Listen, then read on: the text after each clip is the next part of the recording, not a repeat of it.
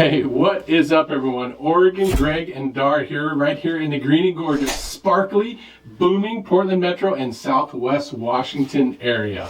Hey, we want to say welcome to our channel. We're honored you are here. If this is your first time to this channel and you want to learn all of our personal and professional opinions about the Oregon and the Portland Metro area to discover for yourself, now, this is the right place and we are making the right contact. The reason why you're in the right spot is that Dar and I were just like you 25 years ago, sitting in our living room in the Midwest, knowing we wanted to move west, not knowing exactly where would be right for us and our family. We strongly considered places like California, right? Las Vegas, Texas, and Colorado. Fortunately, we decided to move right here to Portland, Oregon, and we can honestly say it was the best decision of our lives. So, Greg and I believe our videos will give you the honest, real life info about moving here so you can decide for yourself if Oregon is going to be the place to make your family healthy and happy and cozy. So, hey, I know it's scary because it's unknown, but Greg and I just want to assure you all will work out for you and it's going to be just fine. Oh, you're going to be just fine. Hey, in our past two videos, we got high over Portland using Google Maps to fly over the entire state. Then we zeroed in on the 7 quadrants of the Portland area. If you want to check out those videos below, we use Google Maps to illustrate all the incredible topological features of the city. And it's super true that the city landscape of Portland is fascinating with rivers, mountains, valleys, buttes, massive forests, parks, even volcanoes right here in the city limits. That said, if you don't know the best routes to drive in, how to get from here to there, between and around the natural beauty, it can be challenging to drive in. And that's why it is essential to find the right area for you considering the diverse geographical and weather traffic patterns. So today, we will guide you through a map detailing different roads and different hoods. We'll share you all the insights that we learned from the past 25 years helping 1,200 families find their perfect home in the right spot. So here we go. After we show you that, the best traffic routes, we'll explore some of the best areas in the Portland Metro, and I will refer to some online rankings without steering your decision to certain neighborhoods. We can't do that. We'll conclude our overall area pricing map breakdown of the neighborhoods with the most and the least expensive. This color-coded map will guide you through the areas offering the best bang for your buck. The best place for you is not always about money, we understand that, but when you have the right information about pricing before you pick your best neighborhood, I think that will help you make a good choice. Mm-hmm. Oh, and if you could manage to hang with us all the way to the end of the video, we promise you a super helpful gift that will make your move to Oregon even easier. And Dar, without her knowing it, is going to teach you 3 free signs of the day. I think you might like it. So let's get rolling! Woo! Okay, so let's start right now with the map of Portland Metro downtown. It's our focal point here on the map. We'll begin by examining the major arterial roads and sections. And if you see going from north to south, I-5 is your main freeway that runs the entire stretch of the Willamette Valley from Seattle down through Vancouver to the heart of Portland, east, southeast there past Eugene, if you see the map here, and then all the way down to California. Keep in mind that the traffic is notorious between I-5, especially at rush hours over the bridge here across the Columbia River. So if you're contemplating living in Vancouver and working in Portland or vice versa, the morning traffic over I-5, the bridge can be challenging. Yeah. Many of our past clients, they make this commute every day and they're kind of okay with it. They've gotten used to it. So I guess you just need some good books on tape or, like me, I make phone calls when I'm driving, one hand, and then the cops come and you put it down and then back. Hey, for east-west travel, look at the map here. Highway 26 is a significant roadway coming in all the way from the Oregon coast through the west end of town, through Beaverton, driving past the Oregon Zoo, through a tunnel here, and into northwest Portland. Okay, north of that is a major road here that's Interstate 84 that runs all the way along the Columbia River out past Troutdale, Corbett, and on to Hood River, and then all the way east to Idaho. So as you see on the map here, there's another crucial route. That's Oregon Highway 99W right here. If you live in Tigard, Sherwood, that's a particularly important route. Mm-hmm. It's one of Dar and my favorite roads because every time we go on there, it means we're extending south to Oregon wine country of Dundee. Amazing like French villas out there. We've met the winery owners who take a liking to us and they like host us for a day. We've had some good times out there. Okay, now look at the map here. Heading east, I-84 takes you to the northeast Portland area beyond Gresham, Troutdale, Fairview, and eventually leading out to the waterfalls and into our favorite gorge city of Hood River. Hey, and don't forget about the really cool loop here. This is I-205 on the map here. It's a useful kind of workaround area that if you're moving to the east side, this is kind of the road that people take to like avoid I-5. And the airport is conveniently located right up along this path. So we do love our amazing Portland airport. It's now under major remodel. I'm going to send some pictures when it's done to you. They're like doing like massive tons and tons of wood and like actual timbers. The whole thing is going to feel like a massive kind of modern lodge. Can't wait. They do the Portland Airport right. They kind of keep the vibe of what's cool here. So Portland Airport wins awards for design and beauty and fun and food each year. And so just another quick shout out to the Portland Airport. I'm actually flying out tomorrow. And I usually get there, it kind of freaks her out, but I get there about an hour before my flight.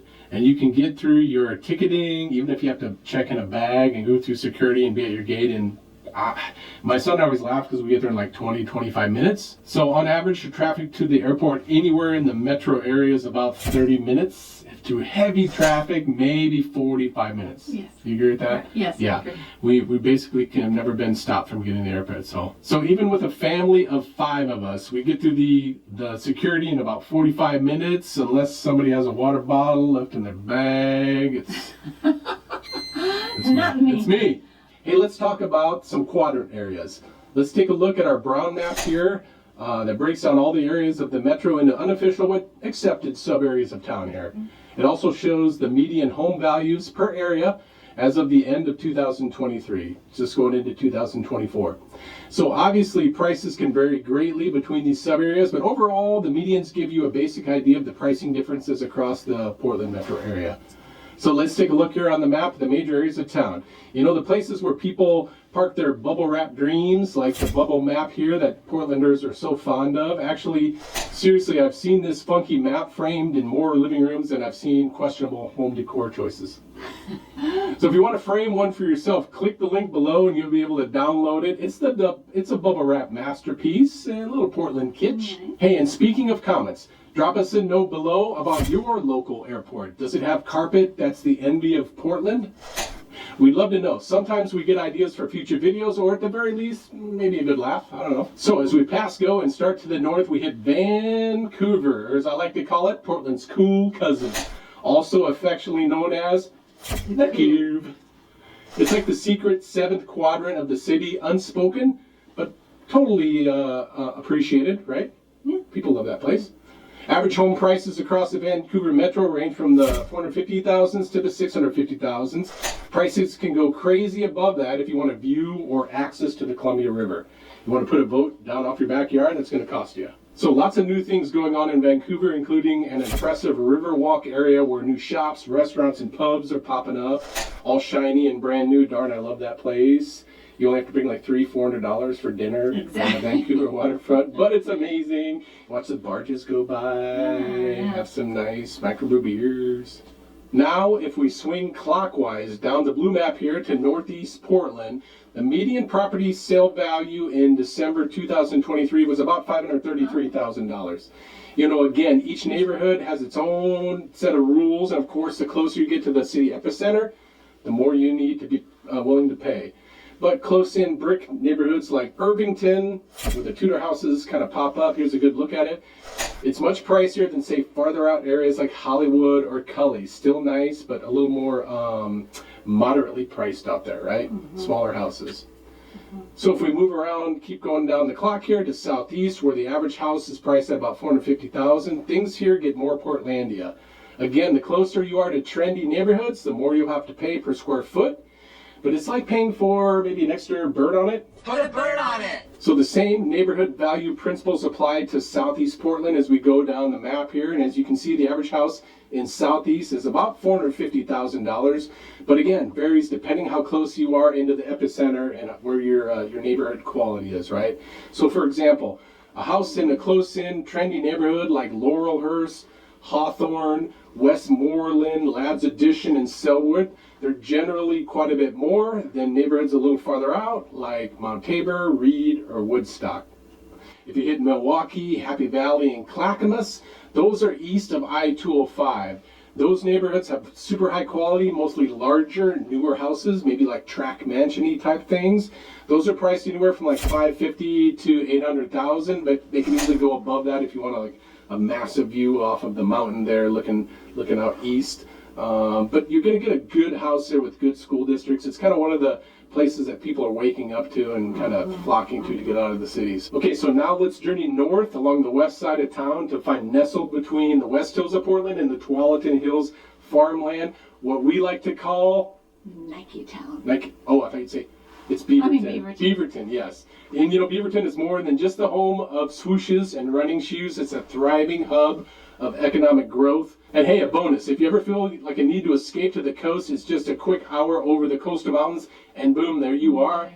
Talk about convenience and great value. So the average house price in the bustling area of Beaverton Hillsborough is just around $550,000. It goes crazy up from there, but you can still get a good house there for $550,000. Okay, so now that we're in the middle of the dartboard, if you're thinking about living in the amazing cultural downtown Portland, be prepared for a real estate roller coaster.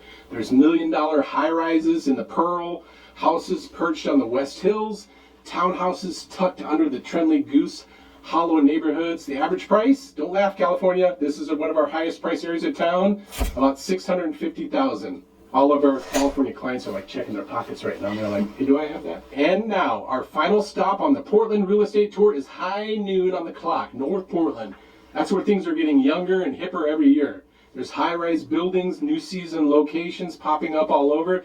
The average property price about $448,000. So, you know, if you're young, Wow. hip, and want to own your own home, North Portland might be the exact affordable hipster haven. This area stretches way north along the Columbia River. It's like the cool, rebellious sibling of the Portland Metro. It has diverse neighborhoods with close-in Boise Elliott to scenic University Park neighborhoods right around the university. It's like a hipster haven that keeps getting younger and hipper every year. So North Portland is kind of like the fountain of youth, but with artisanal coffee instead of water. Let's go, Nopo! Hey, so congratulations. You made it through our tour of real estate in Portland, Oregon. Hey, to celebrate your endurance, we've got 2 free gifts for you. Dar and I wrote some tips and tricks into our best-selling books covering everything from real estate horror stories to the deep secrets of a smooth move. Click the link below in the feed to claim your free hard copy book. We'll send it to you free. Or you can get an e-version that you can read right now. Hey, so as bonus number 2, we are throwing in a free sign language tutorial. Why? Because nothing says I know real estate like knowing how to say sold in sign language. See if you can spot the 3 signs that Dar's about to spin off here below. So, here we go. If you're even thinking about relocating anywhere in the Pacific Northwest, give us a shout. We promise not to rest until you're sipping a local microbrew or espresso in the right neighborhood at the best interest rate for your family. We've helped over 1,200 families relocate here to Portland. And we've got the know-how and the dad jokes to prove it. So always, Dar and I like to say goodbye in sign language by saying, see you next time. See you next time. That's right. She did it. She nailed it.